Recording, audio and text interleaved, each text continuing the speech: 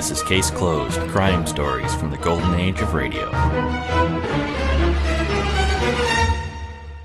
This is Case Closed. Welcome back. Thanks for joining me this Wednesday. Our hour of old-time radio crime begins with Broadway Is My Beat. We'll hear the Tom Keefer Murder Case from September 22nd, 1951. After that, it's Boston Blackie and the Simmons Construction Murder, his episode from November 29th, 1945.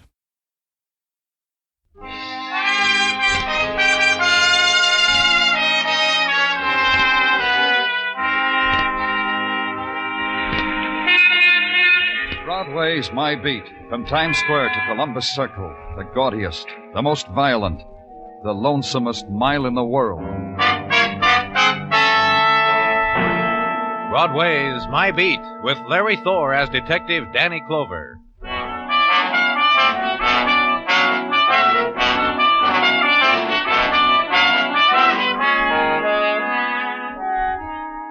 In autumn sunlight, the September day trots out its promises for Broadway's considering, displays them in doorways, in pushcarts, in gutters, decorates them with price tags, invites you to browse, don't touch, buy, don't squeeze.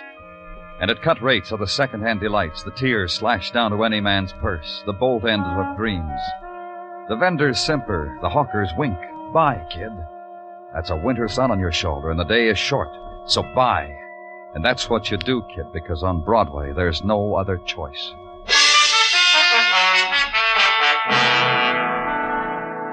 And at police headquarters, the September's day has arranged its wares of violence on your desk, stacked as to category, degree, grade. Because the day is still fresh, you put off the reaching for them, the touching of them, but it screams close to your ear. In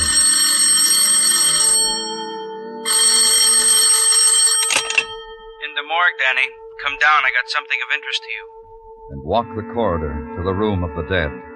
Through the swinging doors into a place without season, where all nights, all days are of equal length, where temperature is constant, where the wind is conditioned before it's let flow over death. Walk up to the man who waits for you. A nervous twitch, Danny, to juggle things in my right hand. Maybe I'll be remembered for it. What have you got, Dr. Sinsky? The man lying there. They found him in his bed last night, murdered. These that murdered him. 2 bullets. Look. Yeah, 22 and a 32. Wouldn't you say so, Doctor? That I wouldn't know. What I know is only one of these was needed to kill him. Either one. The man was wanted dead twice, Danny. He was killed twice. 2 bullets, different size, twice dead. You know who he was? When they brought him to me last night, there was a tag on him. A name, Tom Keeler. An address, the Nixon Hotel. Nothing else. No other word to the living about why such things You're happen. Sure, Doctor? You're sure that Each wound was a mortal wound, Danny. Each wound could... Yeah, I'm sure. You'll want these, huh? Yeah. Take them. And that's the way my day began, and the ingredients of it were a medical examiner, a murdered man, and 2 bullets. In a room of no value except to the dead, except to those whose business is with death. Consider that briefly, then push it away. Leave, go, get out, and hurry. And in the corridor, find what you're looking for. The breath of air not controlled by a thermostat. Then the walk down the hall. Turn over the 2 bullets to technical.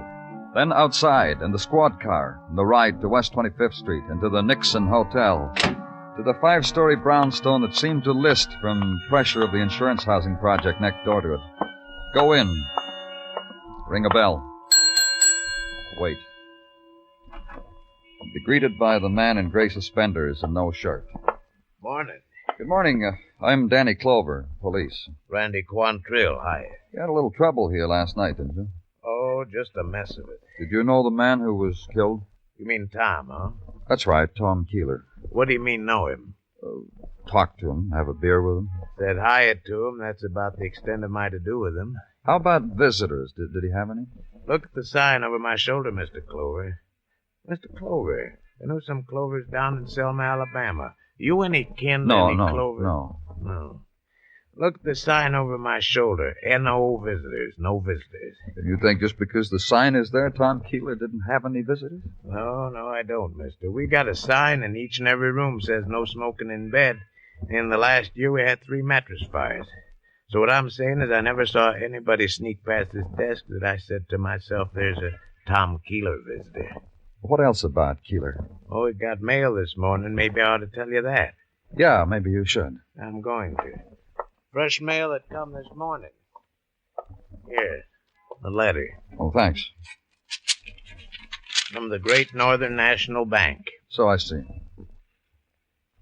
Please come in and talk to us with regards to your commercial account at your earliest convenience. You read upside down, Mr. Quantrill? I've lived in Baltimore. Oh. Thank you, Mr. Quantrill. Thanks a lot. And for that, Randy Quantrill winked at me, laughed noiselessly at me.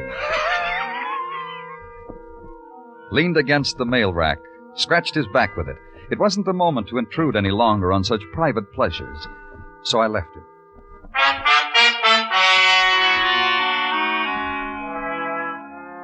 At the Great Northern National Bank, a guard, uniformed in tattletale gray, took my name, my business, walked down a marble aisle with them. An aisle lined with identical desks, identical faces behind them. Unerringly, the guard chose one, the right one. This was a shrewd guard. He muted his voice to the extracurricular business I had brought to the Great Northern, offered it to the man. The man considered it, digested it, and when he had it all in order, motioned me to the chair the guard had placed discreetly close to him. I'm told we can help you, Mr. Clover. A man named Tom Keeler had a checking account here. We're aware of it. Therefore, Then you know that he was murdered last night in a cheap hotel? We're aware of many things, Mr. Clover. Our research... I'm sorry, I can't hear you. What'd you say? I say that our research department makes a point of informing each of us here on many diverse matters. Matters that could even most remotely concern us. Thank you. Beg pardon? I said thank you because you let me hear what you had to say. I was appointed, Mr. Clover.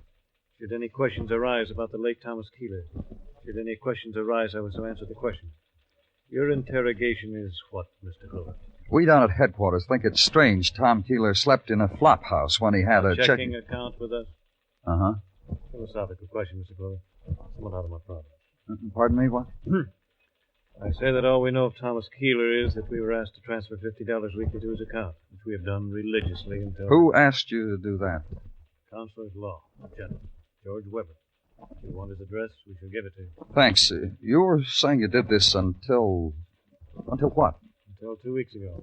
Possibly 2 weeks in the fraction of a day. And Mr. Weber asked us to discontinue his generosity. Why? I suggest it is a personal matter concerning Mr. Weber. Don't mind troubling you with it. What? I'm sorry. I said that I would... Never mind. Probably wasn't important.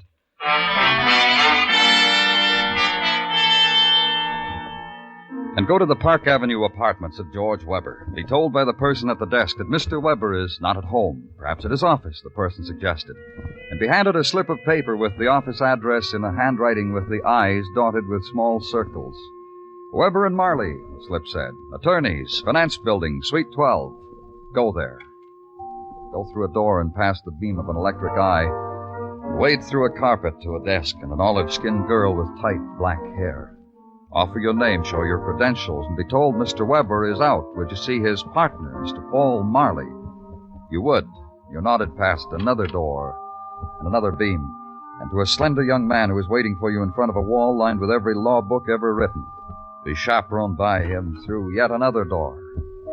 And there he was, Paul Marley, partner to George Weber, impeccable in morning coat, striped pants, and an army discharge button in his lapel. That'll be all, Robertson. Now, sit down, please, Mr. Clover. Clover. Please sit down. Thank you. The information you gave out there says you're a policeman. That's right. And this is about what, sir? What can I do for you? It's about a man named Tom Keeler. Keeler? A man found murdered last night. Yes. Shot twice with different caliber bullets, either one fatal. Yes. Is all this a matter of legal advice for the police department? You want to know if a man was shot by 2 people and each That's shot... not it at all. Tom Keeler, it seems, was supported by your partner. By Mr. Weber? That's right. Each week, $50 was drawn on Mr. Weber's account and deposited in favor of Tom Keeler. Surely There's no mistake. That's the way it was. But I know Mr. Weber so well. His affairs, everything. Where is he? On Fire Island, since the day before yesterday. He has a place there. I'm pretty sure he went there. Well, out of season for Fire Island, isn't it? Oh, I don't think so. The end of September? Mr. Weber goes there all year round. Whenever. Whenever what? Whenever he's disturbed. He has the idea of the sea, the strand, the loneliness of it. Personally, What was I don't Mr. know- Weber disturbed about? Well, he has a sister, Peggy. She's just 20, so you can imagine. No, I can't. Beautiful girl of 20, rich, and you can't imagine. Look, Mr. Marley... My partner was constantly arguing with her. We're a conservative firm, Mr. Clover. Individually, both Mr. Weber and myself What's that got to feel- do with Peggy? Peggy Weber is headstrong. How? Well, I take my partner's word for it that she's headstrong. Therefore... And they argued, Peggy and her brother. What about? I have no idea. He went to Fire Island to recuperate. One way of saying it. Anything else, Mr. Clover? No? Then please, these documents here, if you don't mind.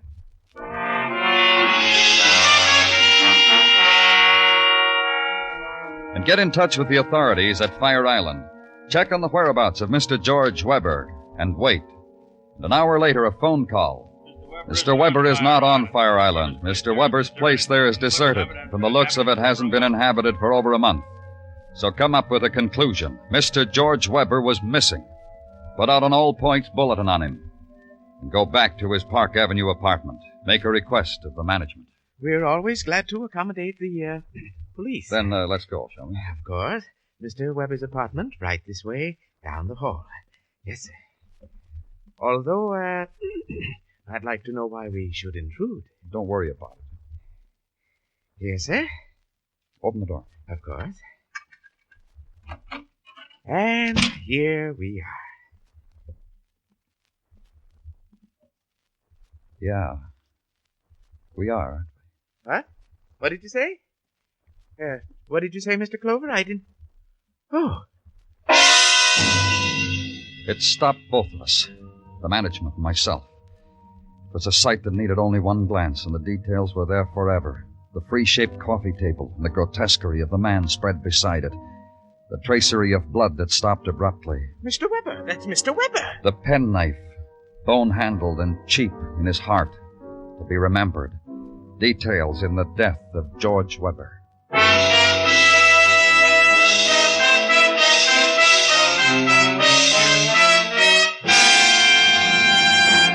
You are listening to Broadway Is My Beat, written by Morton Fine and David Friedkin, and starring Larry Thor as Detective Danny Clover.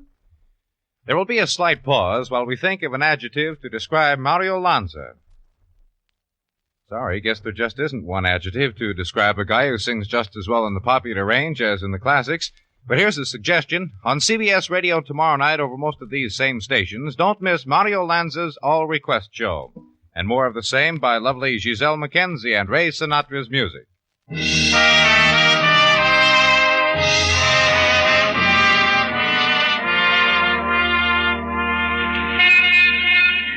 When the night slips out of Broadway's fingers and the false dawn blurs the shadows, Broadway stands bewildered. The carnival is run down. Only the stragglers walk it, with their step without pattern, like their dreams. And the color of their loneliness is the darkened neon, the last sparks of a cigarette butt, and pavement gray. And they walk it. They never know Broadway's closed for the night.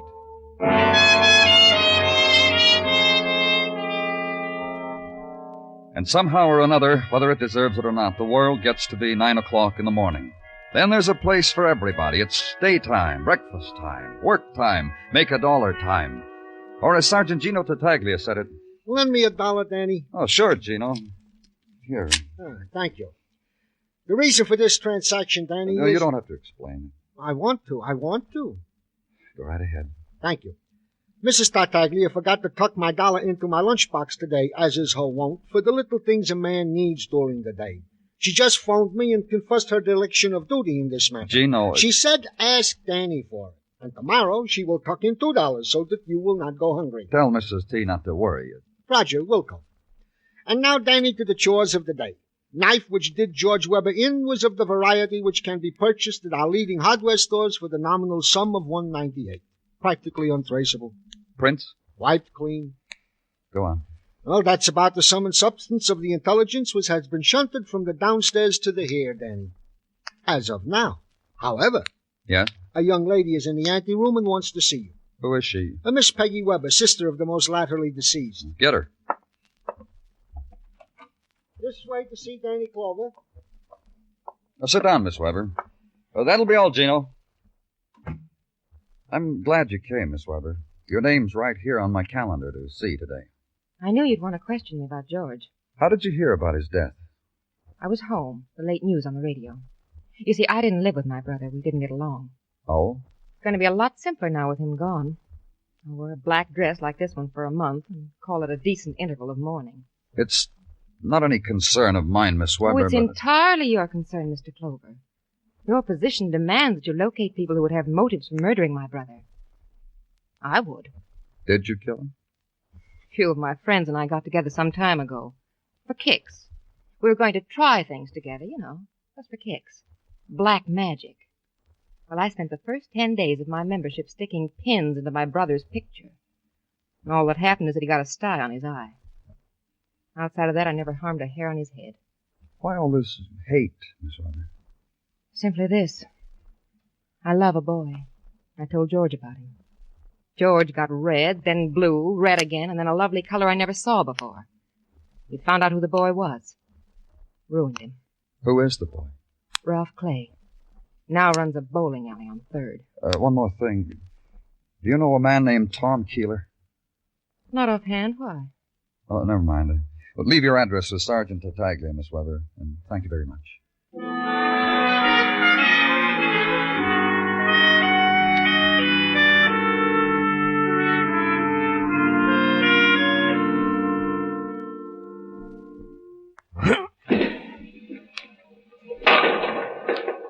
Yeah. You, Ralph Clay? Huh? Oh, hello. Yeah, it's me. My dying day. You walk into an empty hall, mister. Feel real sorry about it. Well, don't be. This way we can have a long talk. Shall we? Don't let it get away from us, mister. I'll take care of this thing coming up. Kingpin, 7-pin. Challenge.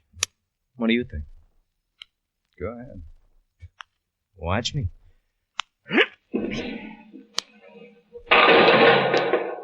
Yeah. Never say go ahead to me in that tone, mister. Not on that shot. My quirk, each day I live for it. I'll remember, Mr. Clay. Look, police. Yeah. Stick your thumb in the ball, mister, please. Have fun. I'll write it off under entertainment. Joint's bare, no one will know. Something Peggy Weber said. It sent me to you. Peggy? Girl of class. She tell you I kill her brother? I got the impression she was in love with you. Pity the girl. She lives in ancient history. In a time where she loved and I loved back. But ancient history. Under the bridge. Peggy did something to you? She had a brother. Now dead, I read. It stopped me for breath on the way to the sports page. George Weber did something to you? Yeah. And I'm a man who likes to talk about it. My daily nourishment. Share it with me? Sure. Georgie Porgy Weber didn't like how his sister used to put her hand in mine, so he marked me lousy. How? Standing before you, Mr. Police, is a boy who once thought he was a lawyer. Cap in hand, he went to Georgie, his soon-to-be brother-in-law, asked for a job, keep it in the family. Georgie smiled, shook his head no. And with words and music, he told me he'd spoil for me any job I took from anyone he knew. Because you loved his sister? I was second in my class in law school. You want to invent other reasons? Why hate Peggy for it? Things like that run in the blood. I don't stick around till it comes out in Peggy and slaps me in the head. Then that gives you a motive for having killed Weber. Ain't that a luck? And Tom Keeler, what did you have for him?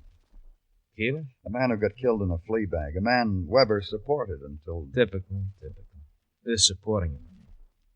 Good old Uncle Tom was an old friend of Georgie's and Peggy's father. After the father died, Uncle Tom still hung around. Why is he called Uncle? Peggy calls him Uncle because he was her confessor, her hero. Everything that ate Peggy, she brought to good old Uncle Tom. Not to her brother. Who goes to a man like that except to kill him? Give you something to ponder, Mr. Police? Yeah, you did. I'm glad. Makes me want to live through another day. Watch the bitter boy make his strike. Yeah. And consider the lie he'd flipped to you. The girl's lie that she didn't know Tom Keeler. And wonder over it. Jot it down in memory as a future conversation piece with Peggy Weber. And then, remember a man who said he knew all about George Weber, everything but the mention of Keeler's share in his partner's life. Go to him, wait for him to finish his preening, to taste to the full the decorations bestowed upon men of know-how. Got this little time machine for being on my toes, Mr. Clover. Handsome tidbit, isn't it? Yeah, it is. 17 Jules, Hamilton. All because I proved in court the chap's wife had been unfriendly to said chap. Look what the grateful devil had engraved in the gold. To chum Paul Marley for setting me free. To chum. What was there about Tom Keeler that shut your mouth about him? My compliments, Mr. Clover. Brilliant strategy. Attack while the enemy celebrates minor victories. In tactics class at Fort Meade. You told me about Weber, personal things about him, his sister. Why not about Tom Keeler? It pained me. For George's sake, my deceased partner's sake, it pained me. You'll show me where it hurts. You think you'll be able to understand? Don't answer. It doesn't matter. Keeler was a derelict, a bum, a hungry shadow in George's closet. That's why George opened that account for him. To keep him from coming here to beg. George and I had a large investment here. The presence of Keeler was Weber cut off the account. At my insistence. My counsel. It made quite a row the other day between Tom and George. I had to shoot people back to their desks. You killed George Weber? Attack. I admire your method, Mr. Clover. Well, the investment, the plush carpets, the perfumed secretaries, the junior partners, all yours now. You killed Weber for that? The death of my partner was a great loss to me, Mr. Clover. A personal loss. Were it in my humble power to hunt out his assassins, I would dedicate my knowledge, my life, my...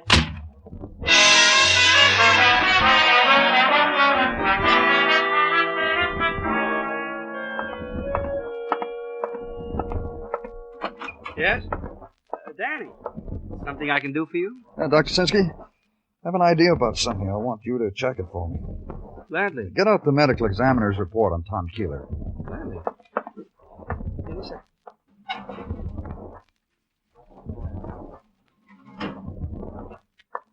Here.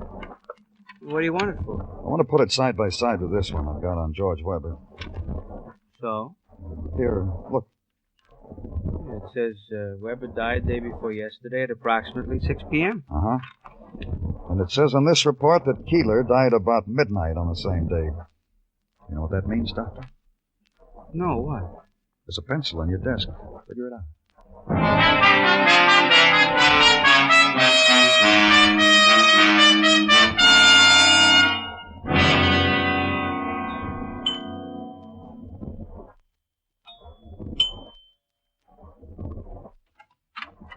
Well, Mr. Clover, you used my address after all. Mind if I come in, Miss Weber? This evening you can go as far as calling me Peggy, but you can't come in. I'm afraid I'll have to... You'll have to force your way in? Well, I could relish that. Peggy. But a friend's visiting with me. Ralph Clay. You said the password. If you know that, you might as well come in. Ralph! Come out wherever you are. Say hello to Mr. Clover, Ralph. I told you a big fib, didn't I, Mr. Clover? Now you know. I didn't know whether you'd broken off with Peggy or not. It doesn't matter anymore. You want to ask Peggy questions, huh? You, too. Goody, goody. You lied to me, too, Peggy. Because I'm a liar. I give Ralph a lot of trouble that way, don't I, Ralph? Let's just listen to what the man has to say. Your lie about Keeler, Peggy. You said you didn't know who he was. I explained it to you. I'm a liar. I found out who killed your brother, Peggy. I said We heard you. There were a lot of motives floating around, Peggy. Yours. Leave her alone. She didn't kill her brother. I did. Oh, cut it out. Peggy. Ralph had nothing to do with it. I did it. What's the matter with you, Peggy? You're crazy. You're a liar. You lie. That's why you're saying you killed your brother. Ralph. Neither one of you killed him. You thought Ralph did, Peggy, and Ralph... What are you trying to do to us, Clover? What are you doing? Police methods trying to get us to play against each other? Take it easy, Ralph. Come on, take it easy, Ralph. Take it easy, Ralph. What are you trying to say? Talk! Tom Keeler killed Peggy's brother. Clover, so help me out. Listen to me, both of you. Clover! Let him talk, Ralph. Keeler killed him because his source of income was cut off. A man like Keeler could kill. Desperate man, a man without livelihood. A tramp who made a habit of living off someone else's generosity. Ralph, it's all my fault. You found your brother dead, didn't you, Peggy? Yes, and And you thought Ralph did it. Yes, I thought...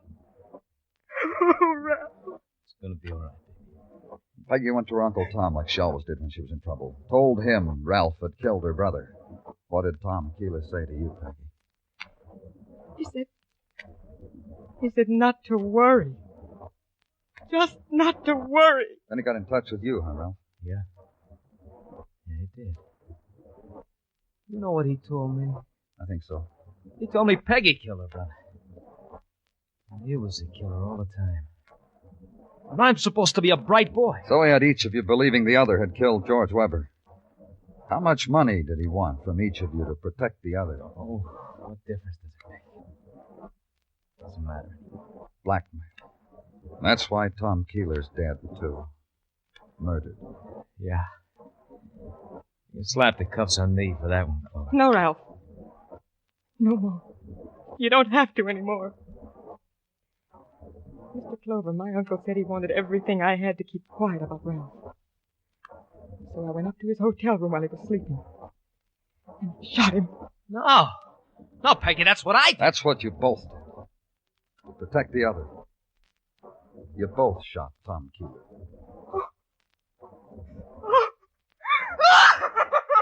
Peg. Stop her! Peg! Oh, Peg!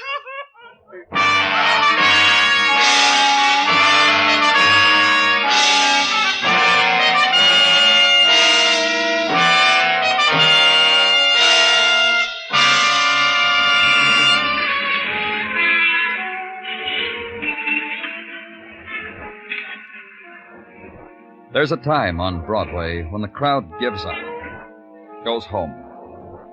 The lights buzz fitfully, die. Then it's a street of dim moonlight and dark whispers, and the wind of the autumn night, the wind that scatters everything. Yesterday's headline, yesterday's dreams, yesterday's people. It's Broadway, the gaudiest, the most violent, the lonesomest mile in the world. Broadway, my beat.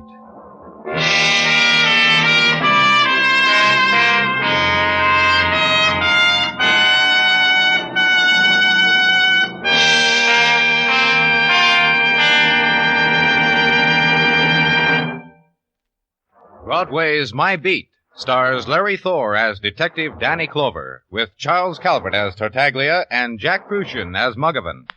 The program was produced and directed by Elliott Lewis, with musical score composed and conducted by Alexander Courage. In tonight's story, Lillian Byoff was heard as Peggy Weber, Anthony Barrett as Ralph Clay, Paul Frees as Randy Quantrill, Bob Bruce as Mr. Chase, and Edgar Barrier as Paul Marley.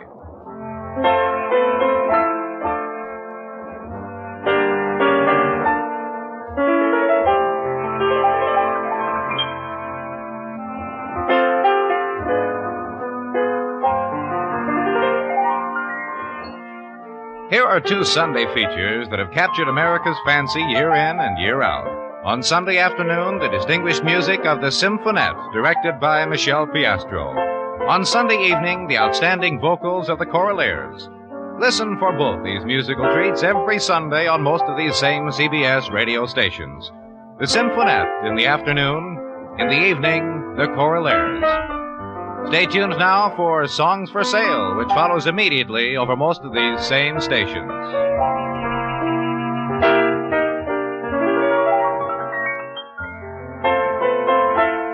Bill Anders speaking. And remember, this Monday night, Lux Radio Theater features 13 Hollywood stars in the Gala Salute on the CBS Radio Network.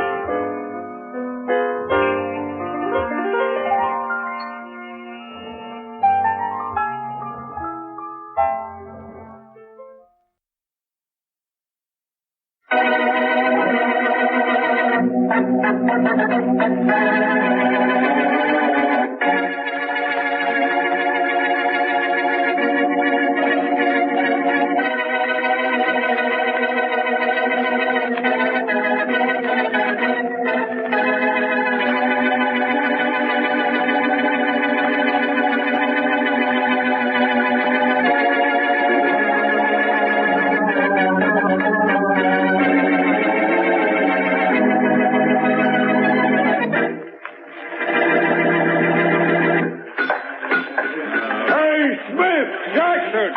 Lock those forms together over in the east wing for a while, will you? We're laying concrete here. Yeah, we're ready to pour the stuff, Bill.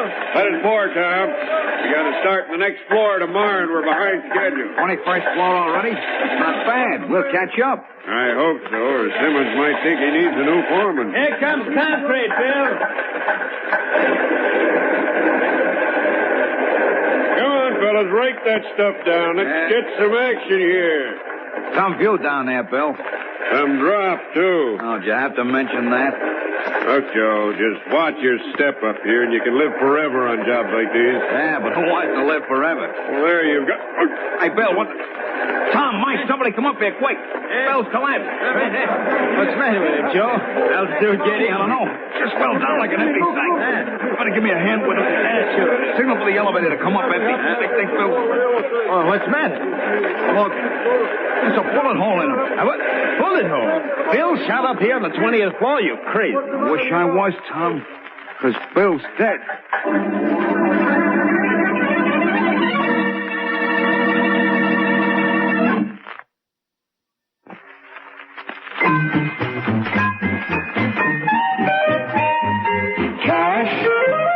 Beneficial Finance Company has the cash you want for any good reason.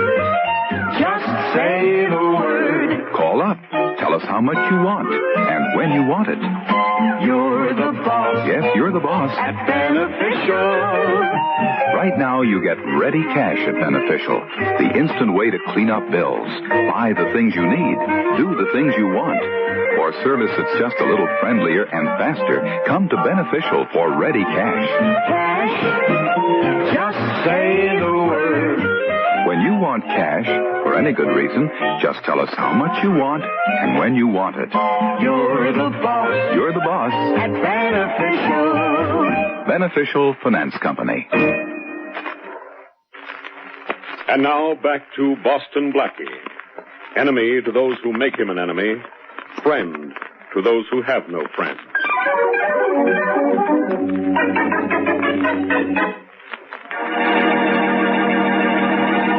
But, Faraday, you have to do something about these parking tickets. Look, John, you've been telling me that for 15 minutes. And for 15 minutes I've told you there's nothing I can do. Now, we might as well talk about something else. Well, let's talk about Boston Blackie. I'm on my way up to see him. He's sick, you know. Look, let's leave Blackie out of this. What's the matter, Inspector? Don't you and Blackie get along? What I think of Blackie is my own business. And nothing's the matter as long as he can't get out of bed. Now, you know you miss him. Yeah, like I'd miss a toothache. But let's not talk about him. Good. Let's get back to those parking tickets of mine. Oh, no. As I said before, I'm the contractor on that building going up at 1021 50th Street. Yeah, I know, but there's... The police say my trucks are blocking traffic. I know. I can't do anything about it. Look, Faraday, that's a big construction job, 36 stories. My trucks have to park in the street while they're waiting to unload. John, there's nothing I can do. Look, you're a police officer. Can't you handle ordinary parking tickets? A little while ago, you were talking about Blackie. Now you're talking like him. You know, maybe I'd better suddenly get busy. Really, Faraday, isn't there something you can do? Your trucks are parking illegally, John, and that's... Excuse me. Hello, Faraday speaking. Inspector, a call just came in from 50th Street. Foreman for the Simmons Construction Company was shot to death 5 minutes ago. What? Yeah, while he was up on the 20th floor laying concrete. Nobody knows where the shot came from. Well, what's the address? Don't know where the guy got killed? 1021 50th Street. Thanks. Get me a squad car, will you? Yeah, you bet. What's the matter, Inspector? Maybe I'm going to work for you after all, John, but not on those parking tickets. You've just had a murder in your company. What? A murder. One of the foremen on that building you're putting up was just shot to death. Oh, no. No, he says. Yes. Now, don't get too upset about it. Murder's my business. I solve them every day. Come along and I'll show you how I do it. I certainly will. Oh, you were going to see Blackie, weren't you? Yes, but I think that had better wait. This won't hold you up long. Come on down to your building with me, and then we'll go up and see Blackie. Pull yourself together. With my foreman murdered.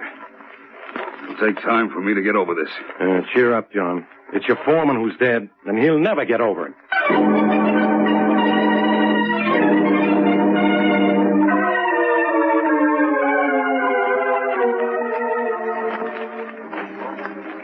How's Blackie doing in there, Shorty? Shh, Miss Wesley's asleep. Oh, good. Something. And the way he can't talk, that's what I call something. Oh, laryngitis doesn't last. He'll get his voice back before long. Gee, I sure hope so, Miss Wesley. Because unless you're here with Blackie, too, I ain't got nobody to talk to. Oh, that's probably the doctor. Come in. Hello, Miss Wesley. Well, Inspector Faraday. You know John Simmons, don't you? Don't you, Miss Wesley? Oh, yes, of course. We met several months ago. I'm glad to see you again. You're looking as lovely as ever, Miss Wesley. Well, I'll have to see a photograph of Ever before I'm sure I like that. Ain't nobody glad to see me. Oh, Shorty. Oh, as long as Blackie isn't with you, I'm always glad to see you, Shorty. You know Mr. Simmons, don't you? Any guy who knows Blackie, I know, too. Hiya, Mr. Simmons. A little puzzled at the moment, Shorty. Look, John, will you believe me? It's as simple a murder case as I've ever worked on. Oh, you must mean the murder of the foreman on that 50th Street building. How do you know about that? Well, you heard it on the radio. My company is constructing that building. Oh. That's why I'm so upset. Look, John, let me worry about that murder. And let's not talk about it anymore. Now, come on, let's go in and see the invalid. Well, just a minute. Mr. Simmons can go in to see Blackie, but I don't think you ought to, Inspector. All I want to do is cheer him up, Miss Wesley. You know me. I know Blackie, too. One look at you, and he'll probably strain his vocal cord trying to outshout you. What's the matter with him, Miss Wesley? He caught a very bad cold last week, and he still can't use his voice. Well, that's what I've been waiting for. Come on, John, let's go. All right, Inspector Faraday, you may both see him, but only for a few minutes now, mind you. I'll wake him up for you. Imagine, for once he won't talk back to me. Oh, he's awake already. Blackie, the inspector, and John Simmons are here to see you. Come on in, gentlemen, please. Hello, Blackie. You certainly look fine. Oh, John, glad to see you. Don't let him kid you, Blackie. You look awfully sick to me. It's looking at you that's made me sick, Faraday. Well, I think you better go to a hospital, Blackie. Even your jokes need a doctor. Darling, please don't talk. No, just listen. You'll be surprised how much you'll learn. There's been a murder at the building I'm putting up on 50th Street, Blackie. Wish you were out of bed to work on it. If he gets out of bed and meddles in this murder case, I'll work on him. It's the simplest kind of killing. I know the killer already. The guy's wife. It's got to be her. The killer could be anybody, even you, John. Let's hope not. Aren't you a wise guy, Blackie? John here couldn't be the killer. He was in my office when the foreman was shot. Excuse me, Inspector, but if you found out where the shot came from... Well, you don't have to be excused for that question, Miss Wesley. The shot was fired from one of the high buildings in the neighborhood, and we'll probably never know which one. And the same goes for all your suspects, Faraday.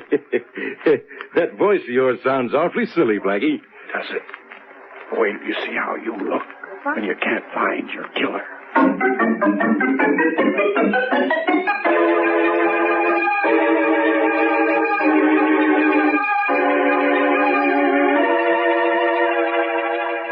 Miss Woods, I'm sorry to come to your home at a time like this, but your husband has been murdered, and it's my job to find out who killed him. I understand, Inspector Faraday, but I don't know what I can do to help. You can tell me who might have killed your husband. But I don't know. Look, Mrs. Woods, a guy doesn't get shot for no reason. But I can't find a reason. There can't be any reason. But there has to be. What did your husband do wrong? Nothing. You're telling me. I checked into his background. He was the most popular foreman on the job. He was a leader of his lodge. He was the best-liked guy in this neighborhood. What's more, he didn't have an enemy in the world. Everybody liked him, Inspector. Somebody didn't. How could anyone ever dislike him? He never did anything wrong. What kind of a husband was he? A perfect one. Seems to have been a perfect everything, including a perfect target. Please, Inspector, I can't talk about this any longer. I'm sorry, Mrs. Woods, but this simple murder is getting complicated. And I'm getting nowhere. I'm sorry. Look, Mrs. Woods, now, about your husband's family. Was there any trouble, jealousy or something like that, Bill was awfully good to his family. He gave them everything he could. Well, maybe that's a clue. What do you mean? Maybe he gave his family too much, and you too little. And you might be the one who killed him. Did that, hit home, Mrs. Woods? No. And he was shot by a high-powered rifle from a long distance. Only you could know what he was wearing and exactly where he'd be and be able to spot him from far away. That's not so. I don't expect you to agree with me, Mrs. Woods. But I tell you something you can't expect. Yes? A complete investigation of what you were doing at the time your husband was killed. I was sleeping. Oh, so you were sleeping then, huh? Maybe you're going to have to prove that, Mrs. Woods. Because I'm wide awake now.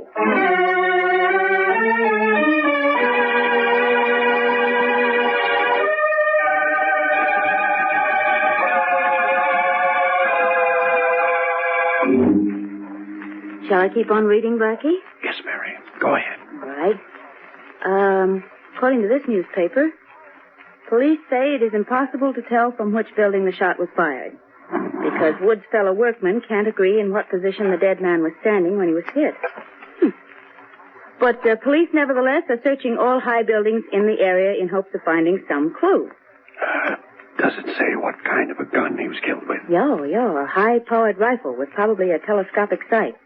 He was shot through the heart. Any motive?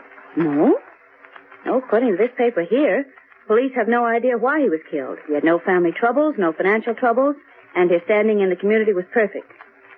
What are you writing, darling? Something I want you to tell Faraday. Get him on the phone, huh? Of course.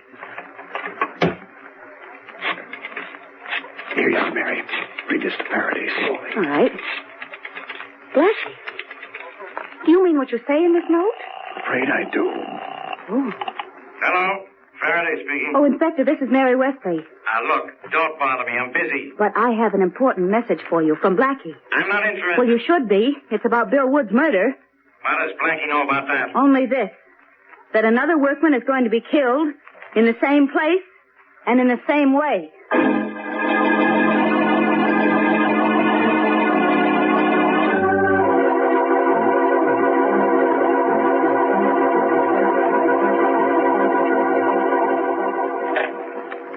What's the matter, Tom? Nothing, Jack. Except I wish they'd get that west floodlight on. Those lights are making crazy shadows without it. I'll send a man down to see if something can't be done. Don't let the shadows get you, Tom. Yeah, but I was thinking, this is the exact spot where Bill Woods, the day foreman, got shot today. No, I'm the night foreman, so what? Doesn't it bother you? Ah, forget it. Hey, you guys, come on over here with those forms. Concrete's coming. Doesn't it give you a funny feeling up here? I'm going to have a heck of a feeling in the morning if the boss asks me why we haven't finished this 20th floor. Come on, let's get this concrete done. Come on, you guys! Hurry with those floors! Concrete's just come up on the elevator, Jack. Good. Get those guys over with it fast, Rich. Hey, Jack, what's the... Holy mackerel! He's dead!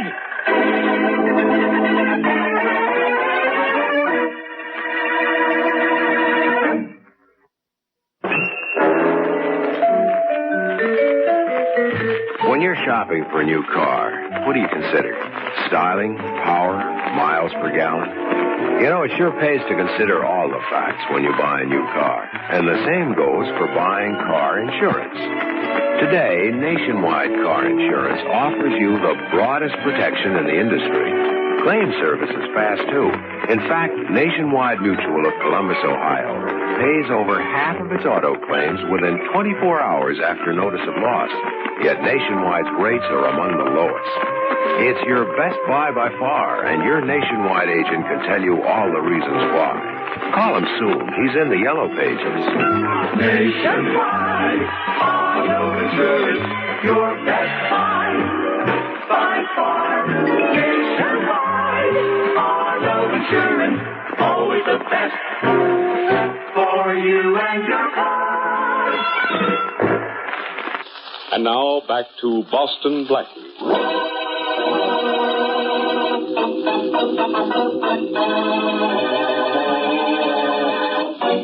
Boston Blackie is confined to his bed with laryngitis. But that hasn't prevented him from predicting that a second murder would follow the mysterious killing of Bill Woods, shot to death by a high-powered rifle while he was working high over the city in a building under construction. Faraday questions Bill Woods' wife, only to be reassured of what he already knows, that Bill Woods had no enemies. As we return to our story, it is shortly after the second killing, and Mary Wesley and Shorty are in Blackie's apartment, when Faraday and John Simmons, employer of the two dead men, break into Blackie's bedroom. Blackie, I want to talk to you. So do I, Blackie. You know something about these killings. Please, gentlemen. Blackie's sick. He's going to be a lot sicker when I get through with him. Blackie, how did you know Jack Barnes was going to be killed? I didn't know, John. Just a guess. You know something, Blackie. Now, who told you? It's just a guess, I tell you. Well, you tell me a lot of things that aren't true. Blackie, how did you know the second foreman would be killed? Now, this is serious. 2 of my men have been murdered. You think you have a serious problem, John. What about me? I have 2 murders to solve, and no suspect. I know both Bill Woods and Jack Barnes were killed by the same person. How do you know that, Inspector Faraday? I know it, Miss Wesley, because they were both killed by the same gun. And you have no idea why they were killed? If I know why they were killed, I might have a clue to their killer. You know, what surprises us is that you don't think it's Blackie. I'm beginning to wonder about him, I'll tell you that. It'd be just like Blackie to get out of bed and kill Jack Barnes just to make your guess come true. Not this week, Faraday. Blackie is not in the mood for murder. Hey, Blackie, what are you writing? Maybe it's my will. I couldn't have that much luck. The paper said there was no reason why Bill Woods should have been killed, Inspector Faraday. What about Jack Barnes? Same thing. He was just as well liked as Woods, if not better. You know, there's always a reason for a guy getting killed. But this time I have 2 guys and no reasons. Who have you talked to? Everybody, including Bill Woods' wife. Hey, what are you writing, Blackie? Just a letter. Inspector, what was Bill Woods' wife like? Oh, nice-looking girl. In fact, I'd say she was beautiful. I thought for a while maybe she killed her husband. But I haven't found anything to prove it. Well, if she killed her husband, why would she have killed Jack Barnes? I didn't say she killed Jack Barnes. But you said the same person killed them both. Huh? That's right, Faraday. You did say that. Because they were both killed in the same way and by the same gun. Hey, wait a minute. Mrs. Woods has no alibi. Nobody saw her at the time of her husband's death. She says she was sleeping. Blackie, will you stop writing? I didn't think you would. We were talking about Mrs. Woods. Oh, yeah. Maybe Mr. and Mrs. Woods didn't get along. She could have killed him for that. And maybe she killed Jack Barnes because Jack knew she was the one who killed her husband. Hey, I'll see you later. Where are you going, Inspector? To see Mrs. Woods. Maybe she'll claim she was sleeping again when Jack Barnes was killed at 8 o'clock last night. Why don't you knock off a little sleep yourself, Blackie? Judging by your jokes, you need it. Blackie, will you do me a favor? Solve these 2 murders for me. Not only because the killer ought to be caught, but, well, men on the building are beginning to get restless. I can understand that. I'll try, John. Thanks, Blackie. I'd appreciate it. Let me know if I can help you in any way. I'll be at home. I'll take you to the door, Mr. Simmons. Thanks, no, Miss Wesley. I can find my way out. Goodbye. Bye. Bye. I'll be grateful for any help you can give me, Blackie. Goodbye. Mary. Or Shorty. In the other room, I'll call him. Shorty. I have a little job for him. Shorty. Oh, well, darling, why not let me do it? I'll need you here. Okay. You want me, Miss Wesley? Yes, I do. Oh, what do you want? Blackie wants you to do something for him. Oh, sure, Blackie. Anything you say. Look, short one. Faraday's having trouble with these murders. Hey, you want me to solve them, boss? Huh? Indirectly. I've written out a few instructions. All you've got to do is follow them.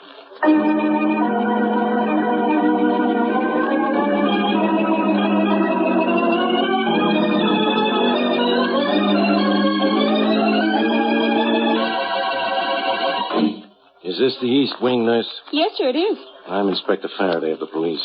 I'd like to see Mrs. Bill Woods. She's sleeping now, Inspector, but of course, if it's important, I'll waken her. Now, wait a minute. When was she admitted to the hospital? About 6 o'clock yesterday evening, according to our record, Inspector. 6 o'clock. It's right here on my desk. I'll get it for you. She was admitted early last night. She couldn't have killed the second foreman. What'd you say? Huh? Oh, nothing. Oh, here you are, Inspector Faraday, Mrs. Wood's record. Admitted at 6:15. Nervous prostration. I'd like to take a look in Mrs. Woods' room. That woman in there might not be Mrs. Woods. You policemen think of everything, don't you? Well, we have to, you know. Yeah, I know. Well, here's a room.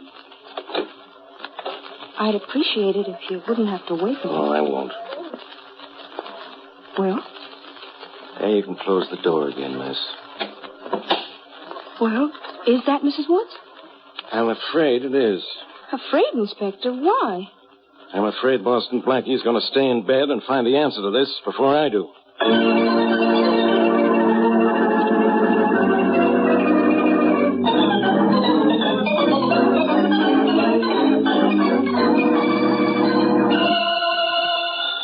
Oh, maybe that's Shorty reporting, Blackie. I'll get it. Hello? Miss Wesley, this Shorty. Oh, yes, Shorty. Have you finished? Yeah, I done everything Blackie said. Just a minute. He's finished with your instructions, Blackie. Good. Have him tell you what he found out. Only hold the phone so I can hear him, too. Right. Shorty. Yeah? Blackie is listening to this, too. So tell him what you found out. Okay. First, I went to Bill Woods' house, see? His wife wasn't there. She went to the hospital just after the inspector talked to her. Yes? And there wasn't nothing wrong with Bill Woods. He was okay, just like Faraday said. What about Jack Barnes, the second foreman? Well, I'd say he was even more okay than Bill Woods. I talked to his wife. Boy, was she a beaut of a tomato. Real slickeroo. Never mind that, Shorty. What about Jack Barnes himself? Oh, he was solid, Miss Wesley. Swallow his wife, great to his kids. Had a real ritzy house. All done up slick inside. Yeah, he was an okay guy in the neighborhood. What else? Well, that's about all, I guess. Oh, thanks, sure. Oh, wait a minute. Blackie has written something he wants you to do. Now, just a minute. Here we are. He needs a photograph of Jack Barnes' house. What for? I don't know what for. But do it just the same, will you? Oh, sure, I'll do it. But it sure is crazy. Don't worry about it, Shorty. Maybe Blackie thinks a photograph is about the only thing this investigation will develop.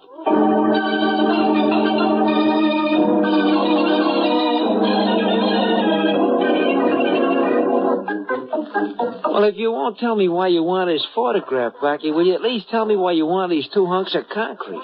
I want to look at them, Shorty. Oh, Blackie, you're getting sand all over your blankets. Maybe those 2 foremen were killed because of the sand in these pieces of concrete. You're joking. I'm guessing. But the sand in this piece is different from the sand in the other. Oh, and maybe one isn't as good, huh? Well, maybe an inferior grade of sand could be a motive for this murder. Right. Shorty. Yeah, boss. Take these pieces of concrete to a laboratory and have them analyzed. Oh, sure, boss. Right away. And Mary. Yeah? Call Faraday and John Simmons. Ask them to come up here. You never fail, do you, Blackie? Even flat on your back, you're going to put Inspector Faraday back on his feet.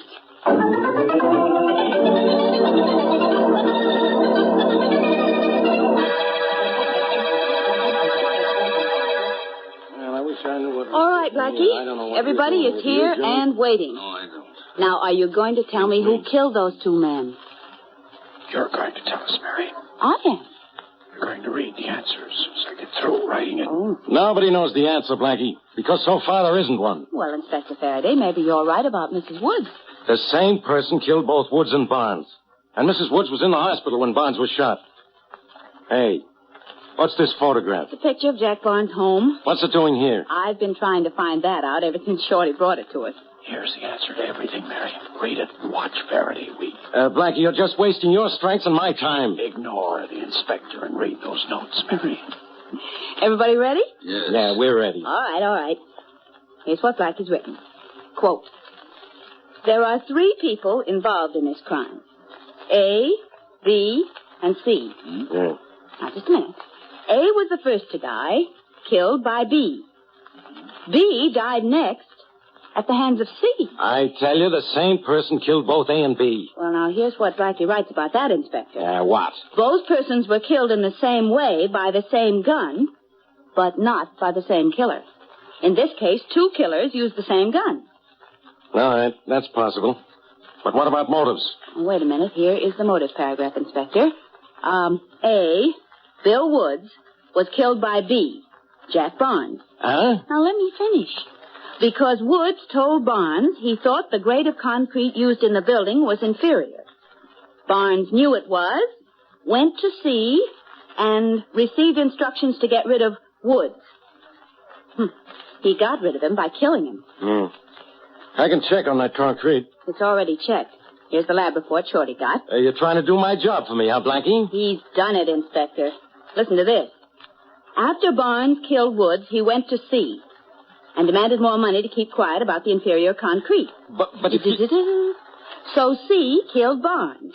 In other words, there were 2 different killers, but the motive for each murder was the same. Now, I've read nursery rhymes that solved a crime better than this. Who's this guy C, or is a guy named D going to kill him? Hold your breath, Inspector. C is in this room, sitting in the chair beside you. Huh? C is the boy, John Simmons. I've heard just about enough of this comedy. Haven't you, Inspector? Yeah, I certainly have, John. Wait a minute, please. I suppose there's more to that note of Blackie. There is. Shorty! Yeah? Shorty, tell Inspector Faraday what you found in John Simmons' house. Oh, sure, Miss Wesley. It was the murder gun. A high-powered automatic rifle, see, with a telescope sight. Fired twice. Satisfied, Inspector? No, not until I see it. Sure, Inspector. I'll go get it. Inspector Faraday, grab Mr. Simmons. He's trying to get away. I've got him. Let go of me. Let go. I'll let go of you after I let go of this. Now, get up. Come on, up. All right. If you want to talk, John, it may go a lot easier on you.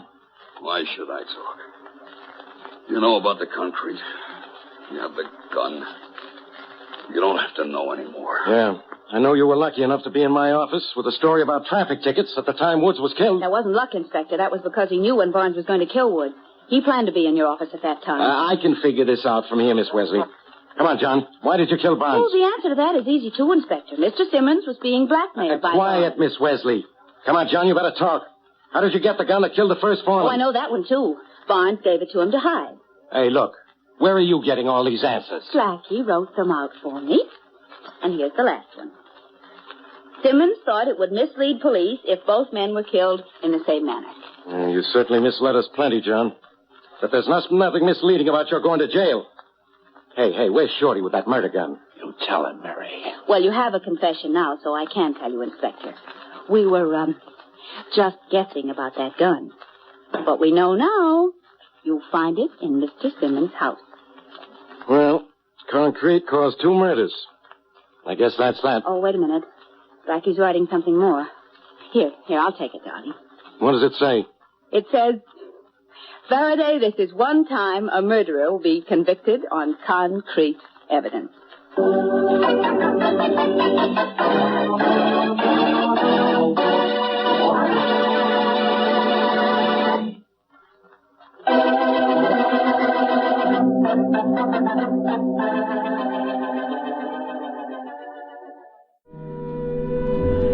That's the case closed for this week. You can find more from Broadway Is My Beat, Boston Blackie, Case Closed, thousands of other old-time radio episodes, and all the other Relic radio shows at relicradio.com. Our Shoutcast stream is up and running there as well. And if you'd like to help support this and all of the shows, you can donate through the website or visit donate.relicradio.com. We've got some downloadable sets for certain donation amounts. Though any amount is always appreciated and helpful. Thanks to those who have helped out. Thanks for joining me today. Be back next Wednesday with another hour of Case Closed.